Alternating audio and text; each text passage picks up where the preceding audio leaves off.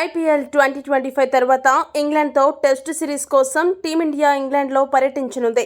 ఈ పర్యటన కోసం టీమిండియా స్క్వాడ్ ఎలా ఉండబోతుందనే చర్చ విపరీతంగా సాగుతున్న తరుణంలో ఊహించని సంచలనం చోటు చేసుకుంది.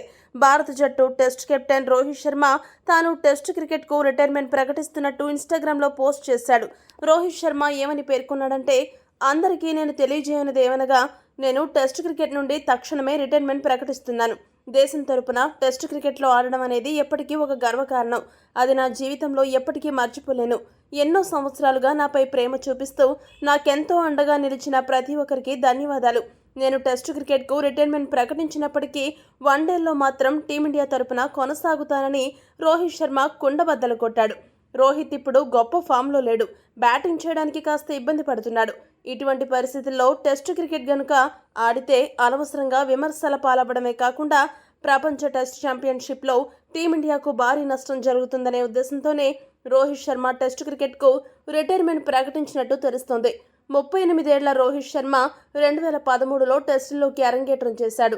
67 మ్యాచ్లు ఆడి 4301 పరుగులు చేశాడు. ఇందులో 12 సెంచరీలు, 18 అర్ధ సెంచరీలున్నాయి. రోహిత్ శర్మ ఇప్పటికే అంతర్జాతీయ టీ20లకు వీడ్కోలు పలికిన సంగతి తెలిసిందే.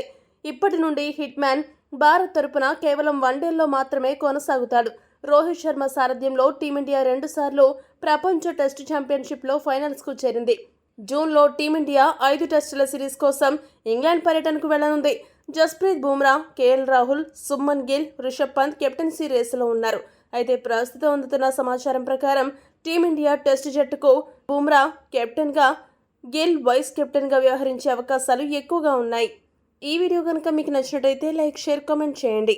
మరిన్ని స్పోర్ట్స్ అప్డేట్స్ కోసం మా ఛానల్ను సబ్స్క్రైబ్ చేసుకోండి.